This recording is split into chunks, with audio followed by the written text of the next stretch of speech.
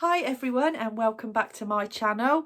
If you've not been here before and this is your first time, then it's great to see you here. Please subscribe if you're into all things hairdressing and follow me and give me a thumbs up, leave me a comment. It's great to hear from you. If you've been here before and you already follow me, then welcome back. It's nice to see you again.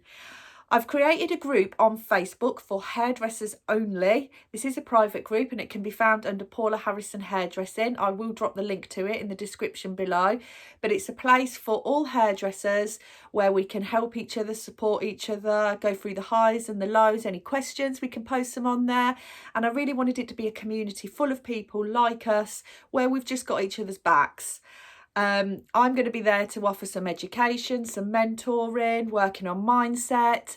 I'm big on mindset and positivity and all things business mentoring. So I want to be there to support you through your journey of your hairdressing career. So again, I'll drop the link in the description below. It'd be great to see you in there. So today's video is going to be all about social media. We literally have the world at our fingertips for free right now. In the UK, we're still in lockdown, so this is a great time to really work on our business. And with the power of social media, it's free advertising and we can reach everybody worldwide. So let's get into today's video.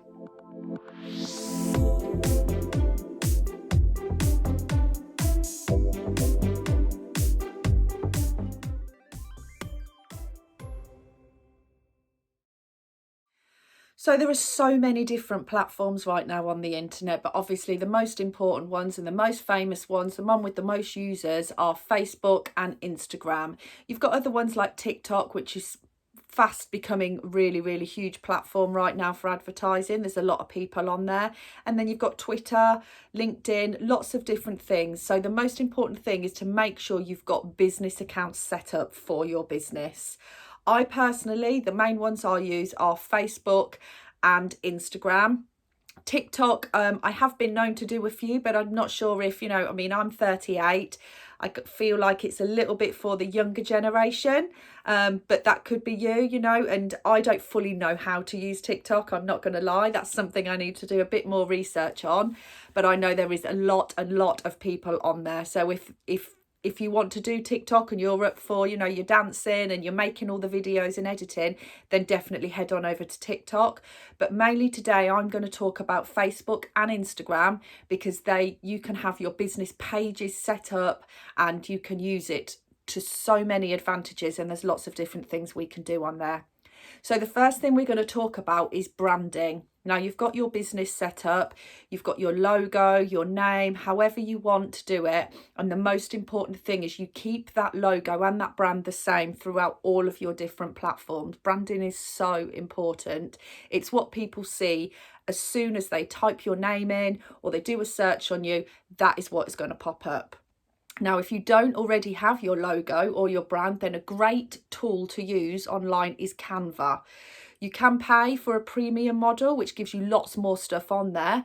But personally, I use the free version and it's enough for me. It gives you lots and lots of different templates, lots of tools, working with different colours. And you can see, it took me a few days of going through lots and lots of different things to find the logo and an image that I was happy with. But Canva is definitely a brilliant one. And there are lots of others, but personally, I use Canva. So whatever you want for your logo, whether you want a picture in there, some little images of scissors, of a woman, of a man, of hair, however you're doing it, style it, make sure you're happy with it, make it eye-catching and make it stand out for you personally. Mine is simple. It's just black with some glitter on the sides and it's got Paula Harrison Hairdressing. I wanted to be classic and glamorous and something that wouldn't kind of outdate because this is something that I want to keep forever. And then I use my colours of black and gold as the theme through all of my things. So branding is so important. So I think on Facebook, you get your cover photo and then your little profile picture. So my profile picture is my logo, the Paula Harrison Hairdressing. And then all of the posts I do will kind of have that in them, the Paula Harrison Hairdressing symbol and using them colours. So when people scroll through my page, they're seeing my colours, my branding and all of that. And it just keeps it looking that bit more professional. And people pay a lot of money for people to actually do this for them. But I think if you've got the time, which we have right now here in the UK in lockdown, spend a little bit of time of playing with it, and then you can just, once you start getting into it, you can go a little bit more. But if you're struggling for time, or you're really not very good on this stuff, I wasn't, it took me a long time to learn, then there is lots of people available that can help you build your your websites, your branding, your logos, all of that for you. So just do a bit of Googling and I'm sure some will pop up, or even put a post on Facebook and search through Instagram, it will all come up for you. But branding is one of the main things, because it's what is going to draw people's attention to your page, make them catch your eyes, and make you look as professional as you possibly can. So the next thing you need to do is really to show yourself. Sell yourself before you sell your service, because in all honesty, you could be the best hairdresser in the whole world and give them the best treatment, service, cut, colour, whatever you're doing. But if they don't like you and you don't get on well, then it's going to be the worst time. It's going to be uncomfortable. It's going to be awkward. You're not going to have anything in common. And no matter what you do to their hair, it's not going to be an enjoyable experience. And it is all about making somebody feel good about themselves, and us as well. So I find if you put a picture, especially for somebody that's never met you, that's new to your page, if you can put either a video up, if you feel confident doing videos or lives, little snippets in your story that you can add just to sell yourself, and give a brief description of who you are. Are you a mum? Do you have pets? What kind of music, films you're into? The most important is your experience, how qualified you are, your favourite part of hairdressing. I love colouring, I love blow drying, I love, cutting bobs in. Give all of that information, really sell yourself so that they feel more comfortable. They know who they're meeting, they know who's coming to their house, or who they're going to a salon to see. Sell all of that stuff, because like I say, they have to like you, you have to click. And I know you're going to talk to them because you're going to be making the appointment, but you have to get them to that stage first. And really, they are buying into you. You are your service. You are the person that's giving this, that's doing the treatment, that's got to spend, could be hours with this person. So if you can sell yourself and they can like you, they can think, yes, I want to spend that time with you. I know who you are. I know who I'm meeting, and we've got that in common. So really, as again I say, sell yourself before you sell your service. So get yourself a picture or some videos up and show them who you are and what you can do. So one of the most important things you can have on your social media business pages is reviews. I've done a lot of research on this, and 95% of people that were newly visitors to my page that have come to check me out, maybe they've found me through recommendations, or they've heard of me, or I've just popped up on their Facebook, first thing they do is go to my reviews.